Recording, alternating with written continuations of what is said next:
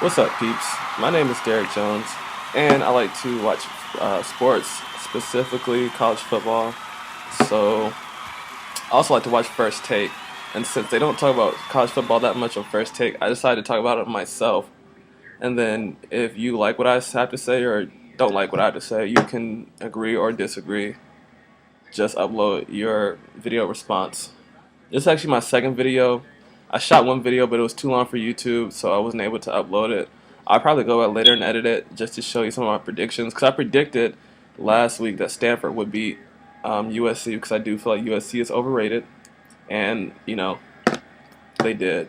But I like a dope because you didn't get to see it. You just take my word for it for right now. Anyways, let's jump into this. I'm going to get into headlines today, conference rankings, in my opinion, and then predictions for next week. First, USC Trojans went on the road and lost to the Stanford Cardinal. I kind of thought they would. I thought the score would be a little closer, even though it was a touchdown. I thought it'd be like 21-18. It was 21-14. Mark Barkley went 20 for 41. It was 20 for 41, 254 yards, no TDs, and a pick. Is he going to win the Heisman? I don't know. Maybe he'll have a good season later on. And then if they're not the second ranked team in the nation, what are they? I have them as 8th, but as I was writing down my script for today, I looked on ESPN.com and AP has them at 13, which just sounds about right, I guess. Alabama. Alabama is in a class of their own. They're just skunking opponents and not even taking names.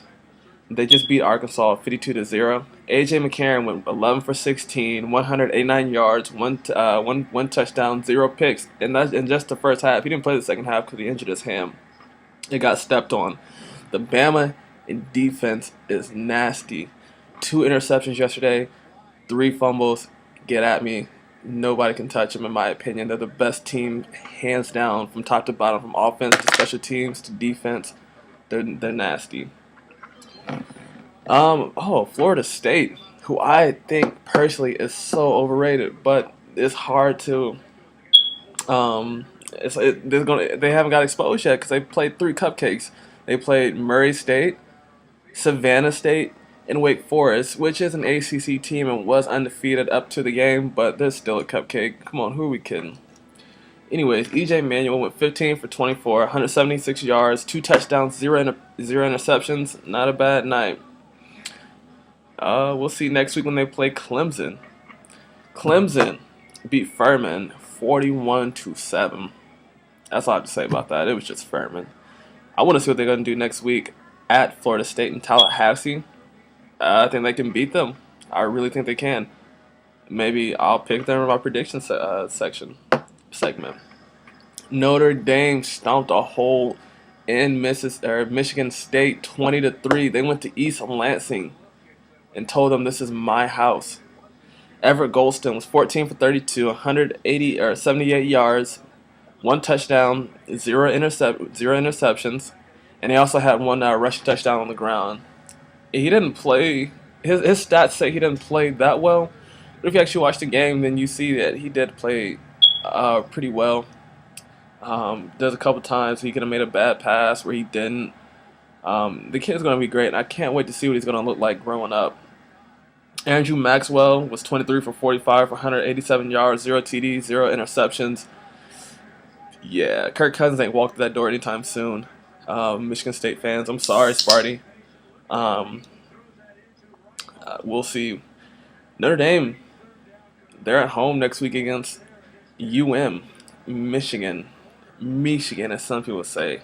I think Michigan's going to be in some big trouble for next week. I'll actually get into that later. Let's go. Let's keep going on.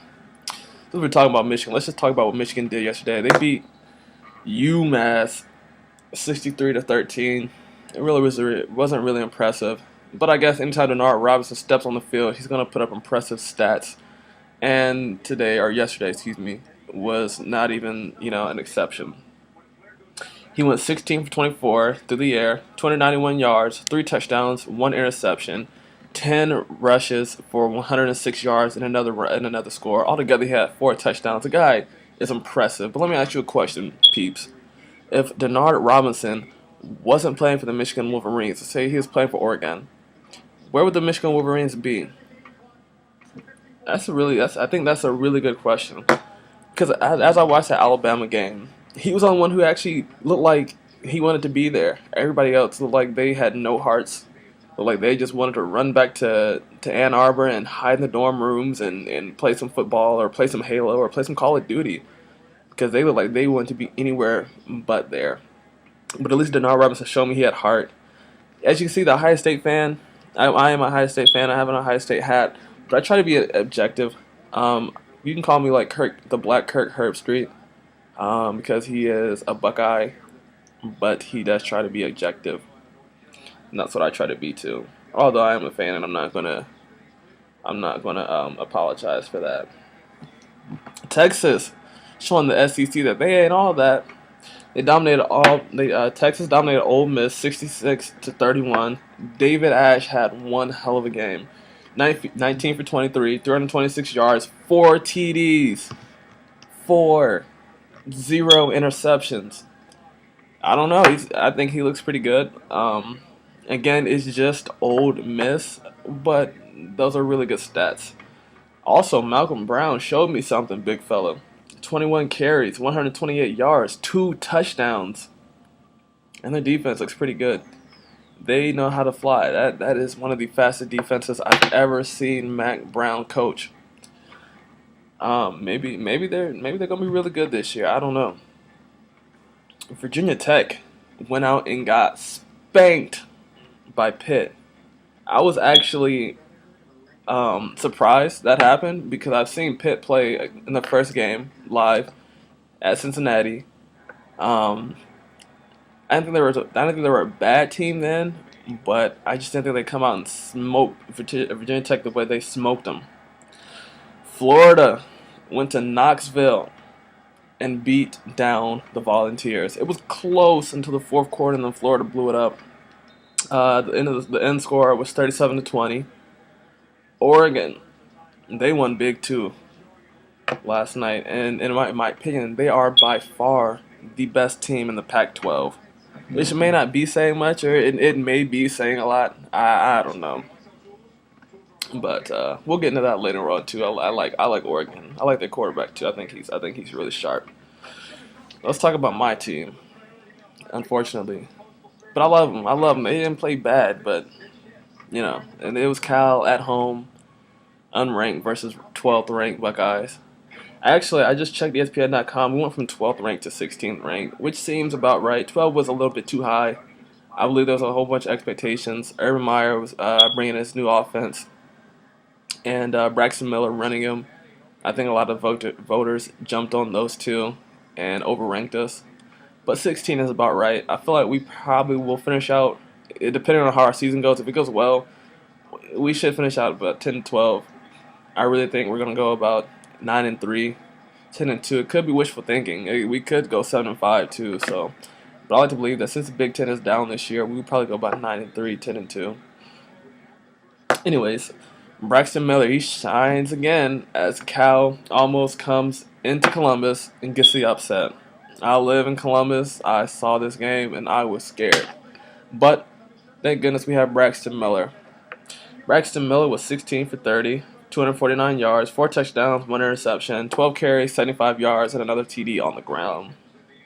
Jordan Hall came back from injury. He had 17 carries, 85 yards. And Cal had this guy by the name of Brendan Bigelow. I called him Bam Bam Bigelow because I couldn't remember his first name. But he had 4 carries, 160 yards. What more can you say than 2 touchdowns? He looked good. He looked good for those 4 carries. I mean, the Buckeyes seem to not be able to know how to tackle, but it's one game, right? We'll get better. Zach Maynard for the Cal Bears was 26 for 37, 280 yards, 1 touchdown, 1 interception. Now, this is where the fun stuff gets because we're tired of talking about headlines, right? And if we didn't get to your team, write me a message, and then we'll see about talking about them next week.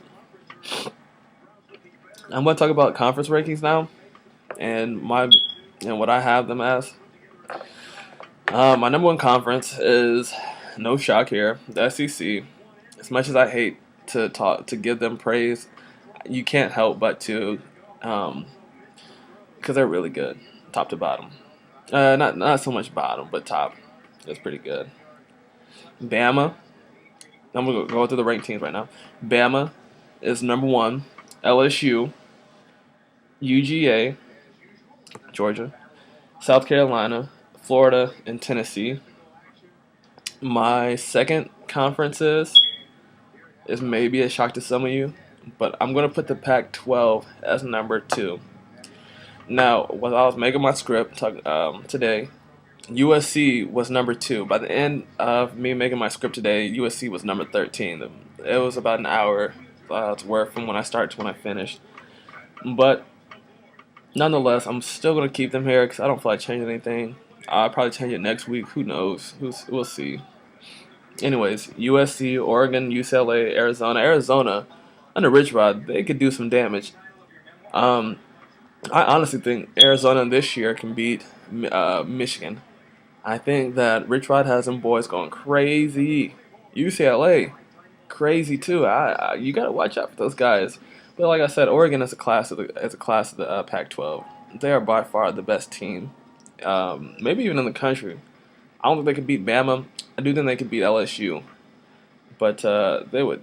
Yeah, Oregon would definitely put the whooping on USC. Third place, I have a tie. The Big Ten, the ACC. There's some good teams in both conferences. There's some mediocre teams. I don't want to say good teams. I guess Florida State's a really good team in the ACC, but the ACC as a whole is not that great. Neither is the Big Ten. Five, the Big 12, and then six, the Big Least. The Big East. Now for my predictions for next week, this is what I like to talk about. I have Bama over Florida Atlantic. I don't know. Do you? Yeah, you do. I guess the real prediction is how much they're gonna score. I have them 58-3. I have LSU over Auburn, 35-14. I have the Oregon Ducks over Arizona. After I just praised Arizona, yeah, I know, but like I said, Oregon is still better. I think it's gonna be a high-scoring game. I think the two quarterbacks can go at it. Both these teams, actually the whole conference in general, is just built for scoring. But both these teams have two great scoring offenses. They're high-powered, good coaching both ways.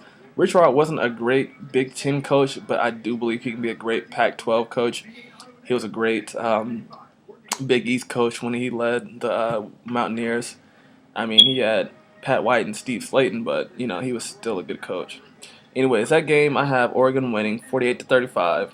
I have Clemson going to Tallahassee and beating FSU 28-24. I have Oklahoma University over KSU, Kansas State. Oklahoma's going to beat them, in my opinion, 35-32. South Carolina is going to go beat Missouri 21-28. USC, how are they going to bounce back? How do you think they're going to bounce back? Let me know. You tell me. Send me a video and tell me if you think USC is overrated or they're going to have a mediocre season or what they're going to do. Anyways, they play Cal next week. I think Cal's a decent team. After watching them against the Buckeyes, they showed me that they're a pretty decent team. Or the Buckeyes sucked. It could have been either one. I'm not quite sure at this point. It's only 3 games in, so I have USC winning 37-24 over Cal. And the granddaddy game of them all, Notre Dame versus Michigan. I have Notre Dame, since they're at home, and remembering what happened last year to them when they dominated the Wolverines, and the Wolverines somehow found a way to come back and then win the game behind Denard Robinson. Notre Dame has that still in their mind. I'm pretty sure Brian Kelly, the coach of Notre Dame, has some kind of post-it note somewhere or some bulletin board stuff or whatever of that last game. Probably under that Play Like a Champion poster they have where they smack it when they come out. I don't know, maybe it helps them. Anyways, I have Notre Dame over Michigan, 27-17. I would have it higher, but I don't think Everett Golston is a quarterback right now that can just put up points like that. Denard Robinson is a quarterback like that, but I don't feel like his team is good enough to support him. Well, like I said, that's my time. If you have any kind of questions or any kind of disagreements, send a reply video. Until next week.